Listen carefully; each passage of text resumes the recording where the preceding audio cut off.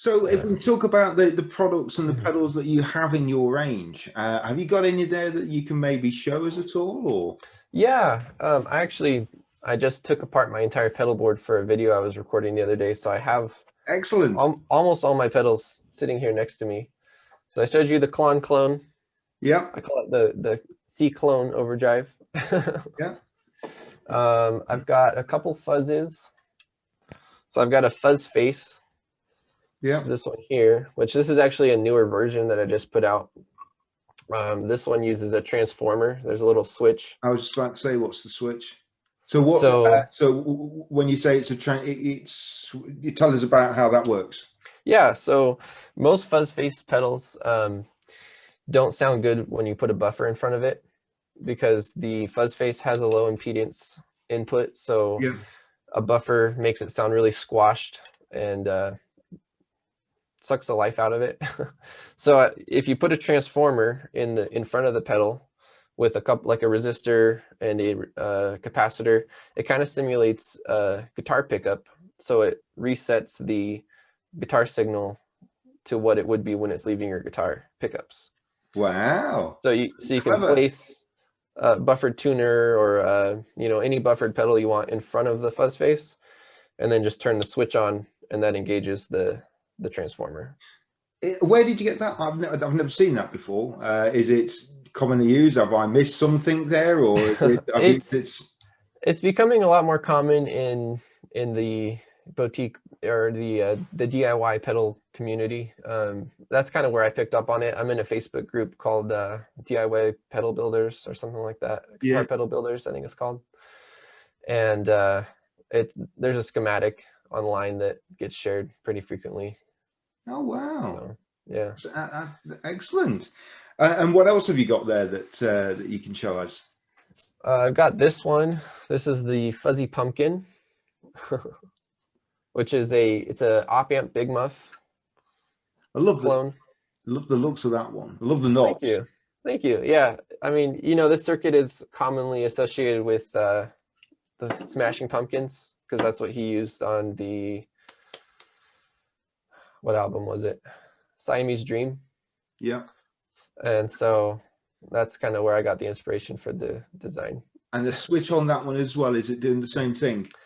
Actually, no. This one, the switch is engaging and disengaging the tone knob because Big Muff circuits have quite a mid scoop on the tone circuit. So whenever you remove it from the signal path, then you get all those mids back in the signal. So it's actually a mod that they put on their new reissued op amp Big Muff too. Very nice. A lot of people like that. Yeah, very nice. And what else have you got there that you might be able to? Let's see. Maybe have a look at the wahs last. Yeah, we can look at the wahs last. I've got two of those here too. Brilliant. I got this one, which is my Filthy Vermin. Yeah, I've seen that one. This one it's a vintage Rat clone. So I built that one because I had a newer Rat 2 and it sounded really thin and noisy. And I could never really get the kind of sound I wanted out of it, which is that 80s rock hairband kind of sound. And so I decided I always liked the sound of like the white face Rats from the 80s. So I found a circuit schematic for that and put one together. And I think it sounds a lot fatter than the newer ones.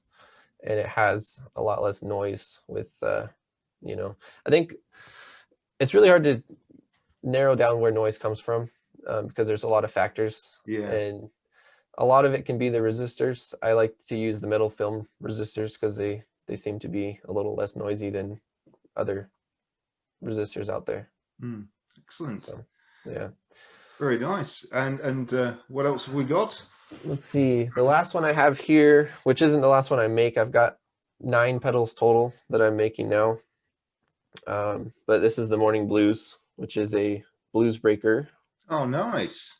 The switch on this one has a high cut. So when it's on, it's just the normal tone. And then when you flip it off, it adds a capacitor to tame down the high end because it can get a little shrilly sometimes. Very nice. Excellent. Yeah. So And your wahs, you make some. I've yes, seen two wahs, I think, on your website. Is that correct? Correct. that's correct. Yeah, and they're both essentially clones of the Clyde McCoy wah from Yeah. the late 60s, 70s. So Mr. Clyde is that. It's just a complete replica of the original Clyde. I say replica, but there's a lot of guys out there that use the exact same brand of parts, the exact same Yeah. everything. And I'm not really to that point. I just use the same schematic.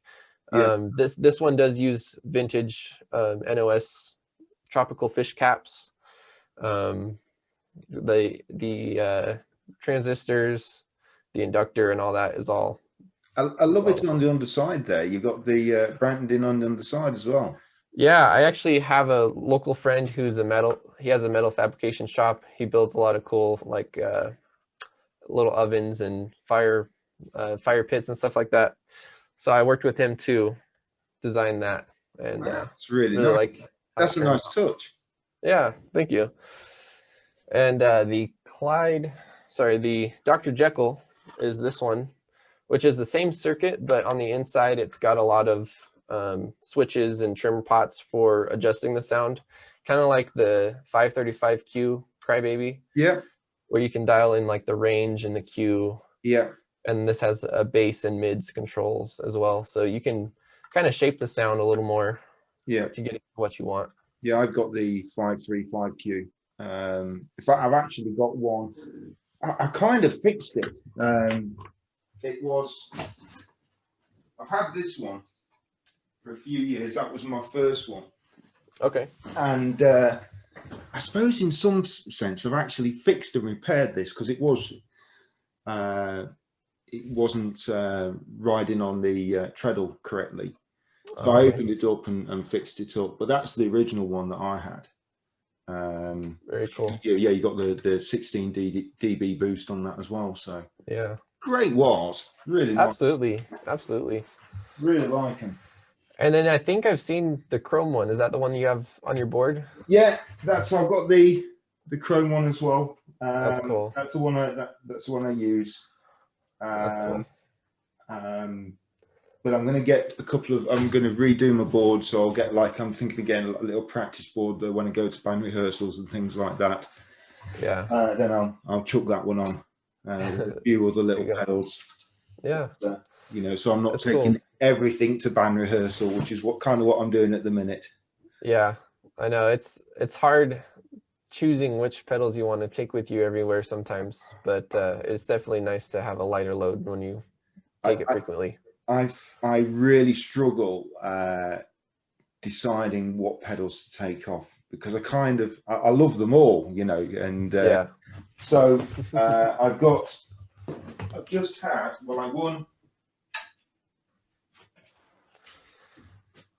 I won that in a competition, so a tremolo, and then I've got another tremolo coming from the States, so it's like I'm going to just really struggle to decide on which one I have on the board and which I don't. I want them both on. Yeah. And I got that fuzz quite recently as well. I haven't seen that one. That's cool. So that's by Life is Unfair, a guy in Wales. Cool. And simple one knob fuzz around sort of 1 o'clock, which sounds really nice from the humbuckers. Nice. But I've got a germanium fuzz on my board. So I really struggle on deciding what to take off. They're kind of like my children, and I can't really make a decision between one and the other. Yeah, I can relate. Yeah, I mean, every time I redo my pedal board, I'm always trying to swap out some different ones and try out some different sounds that I haven't used in a while. And I end up having a 10 different drive pedals that I want to put on my board, and they can't fit. I don't have enough power ports. No. Well, I've had two little boost pedals arrive, and I've got that. I've got my Clon Centaur, my J Rocket Archer Icon, So that offers some boost. And then I've got a Mesa Boogie high wire, which that offers some boost. I don't really need any more boost. Yeah. But I just like the pedals. Yeah. Yeah, they all have their own little flavor. And, you know, I have, on my board, I almost always have my Blues Breaker and my Klon and one fuzz, which I've been swapping off and on. Usually it's the fuzz face, but sometimes I'll use the tone bender, and sometimes I'll use the op amp. But yeah. So does your board consist of mainly stuff that you make? Lately, yes. However, I've kind of, at least in the front end, you know, all my drives and fuzzes are usually my own pedals that I've built. But every now and then I'll put another one on there that someone else says that I really enjoy. For example, I really love the 1981 DRV. Yeah. You know, it just sounds good no matter where you put the knobs. So that's almost always on my board. And I'll even have that one and my rat pedal on there just because they sound so different to me. So, but as far as like the effects in the effects loop, like delays and reverbs and modulations and stuff like that, I don't have any of those pedals yet. So yeah, right. But yeah. I mean, do you have delays and modulations and time-based stuff from other manufacturers in your effects loop? Or yes, I do. Yeah, in fact, I just got this one, which is the Strymon Blue Sky. I know it's like 10 years old now, but I've been wanting it for a long time. Yeah, that's going to be going down as an all-time classic, isn't it? I think so. Yeah, Yeah. it just sounds good.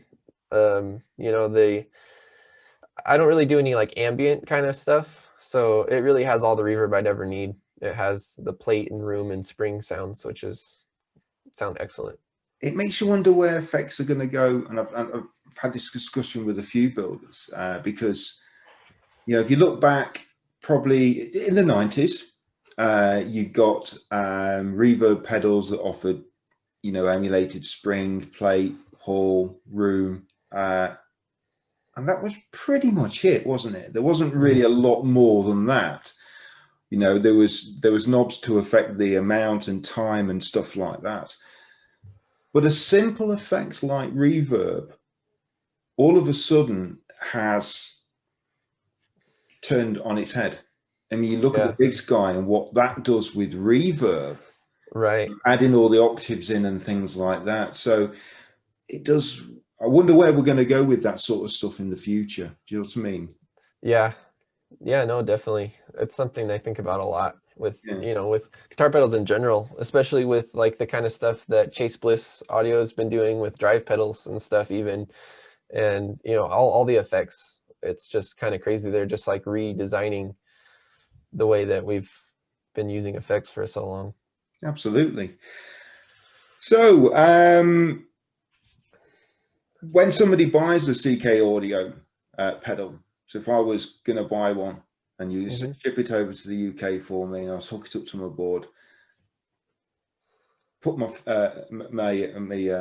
Gibson through it, what sort of endearing sort of thoughts and feelings do you want the guitarist to have about the pedals that you make? That's a good question.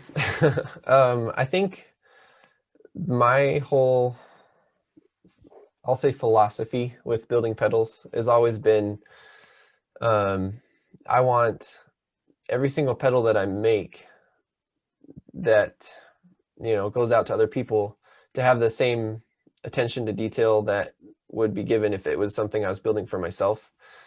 Because every time I'm building a pedal that's going on my pedal board, you know, I'm only going to use the best, you know, best parts that I can find. You know, I'm not going to put any diodes or capacitors in there that I didn't check and make sure that they were in spec and everything. And so that's the same attention that I give to every single pedal that I build. And so attention to detail, reliability, you know, those are the kinds of things that matter to me as a guitar player. So those are the things I want to pass on to other people. Superb. Excellent. And do you use, we've talked a bit about sort of circuits and components and things. Is there any particular circuit or component that you particularly like working with? For me, they're kind of all the same. I kind of like working with germanium transistors because it's different and they're unique and temperamental. But at the same time, it can be really frustrating, because for example, I bought, I think it was like 150 germanium transistors in a batch, and you sit there and you test them for hours, and you pick the batch, the bunch of the whole lot that it's going to be good for fuzz pedals, and then even between those, they all perform differently. So you can't set every single pedal that you build the exact same way. So I've actually had to kind of adapt my circuits to use the germanium transistors, because I was just using hard valued resistors like 100K, 50K, but not every germanium transistor is the same. So I started putting trim pots so I can, this is things that people have been doing for a long time, but I never really realized the importance of it. So you can really dial in, the resistance for every single transistor so it performs the way you want.